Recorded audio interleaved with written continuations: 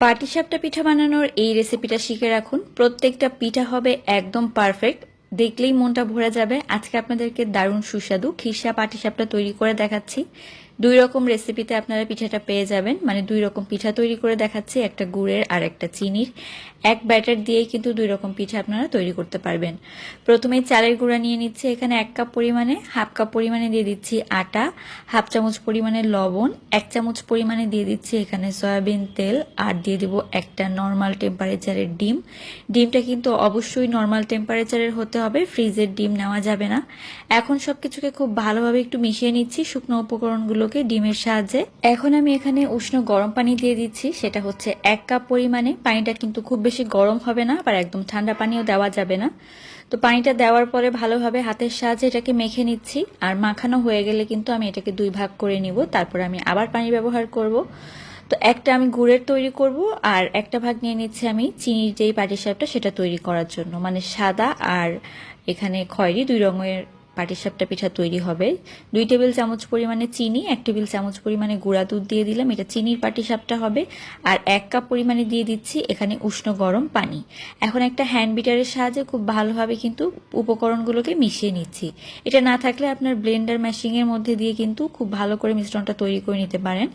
আর গুড়েরটার জন্য এখানে আমি প্রায় 3 টেবিল চামচের মতো গুড় দিয়ে দিচ্ছি, তার সাথে 1 টেবিল চামচ পরিমাণে গুঁড়া দুধ, 1 কাপ পরিমাণে উষ্ণ গরম পানি এখানে দিয়ে দিচ্ছি।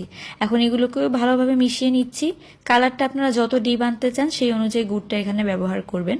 তো খিরসা বানানোর জন্য 1 লিটার দুধ জাল দিয়ে অর্ধেক করে নিয়েছি। এখন এখানে হাফ কাপ পরিমাণ চিনি দিয়ে দিব। চিনির পরিমাণটা বাড়িয়ে দিতে পারেন, যদি আপনারা চিনি বেশি খেতে ভালোবাসেন সেক্ষেত্রে চিনিটা একটু বাড়িয়ে দিবেন। খুব সামান্য একটু লবণ দিয়েছি। এখন আবার ভালোভাবে সবকিছু মিলিয়ে নিয়ে হাফ কাপ পরিমাণ দিয়ে দিব এখানে সয়াবিন তেল। এই খিরসার মধ্যে সয়াবিন তেলটা ব্যবহার করবেন, একদম মনে হবে যে ক্রিম তৈরি করেছেন। পাটিসাপটা পিঠার খিরসাটা এতটাই সুন্দর হবে, খেতে কিন্তু দারুণ লাগে। হাফ কাপ পরিমাণে চালের গুঁড়া একটু পানি দিয়ে গুলিয়ে তারপর দিয়ে দিয়েছি। তো এখন কিন্তু সবকিছুকে ভালোভাবে মিলিয়ে নিয়ে তারপর থকথকে হয়ে আসা পর্যন্ত অপেক্ষা করব। নামিয়ে নিয়েছি। এখন পাটিসাপটা পিঠা বানাতে চলে আসলাম। প্রথমে তেল ব্রাশ করে নিয়েছি, তারপরে এখানে একটা ডালের চামচ দিয়ে দিলাম, ভালো করে ঘুরিয়ে নিয়ে 2 মিনিট বা 1 মিনিটের জন্য ঢাকনা দিয়ে রাখলে কিন্তু পাটিসাপটা পিঠার এই নিচের শীটটা খুব সুন্দরভাবে তৈরি হয়ে যাবে। এখন আমি দেখতে পাচ্ছেন খিরসাটা দিয়ে কিভাবে উল্টে দিলাম, দেখেন কত সুন্দরভাবে পাটিসাপটা পিঠাগুলো তৈরি হয়ে গিয়েছে। একদম স্মুথলি তৈরি হয়ে যাবে, পারফেক্ট, কোনো খুঁত থাকবে না এই পাটিসাপটা পিঠায়। সবসময় পাটিসাপটা পিঠা বানাতে গেলে একটা ননস্টিকের প্যান ব্যবহার করবেন, তাহলে এরকম সুন্দর পাটিসাপটা পিঠা তৈরি হবে। নিচের দিকে যেই বুটি বুটি থাকে বা ছোট ছোট ছিদ্রযুক্ত পাটিসাপটা পিঠা হয় সেটা কিন্তু দেখতে ভালো লাগে না। তবে এরকম ননস্টিকি প্যানের মধ্যে করলে একদম পারফেক্ট পাটিসাপটা পিঠা তৈরি করা যায়।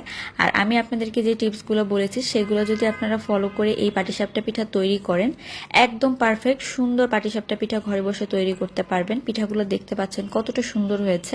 আশা করি আজকের রেসিপি আপনাদের অনেক ভালো লেগেছে। ভালো লাগলে একবার বাড়িতে ট্রাই করে দেখবেন। আল্লাহ হাফেজ।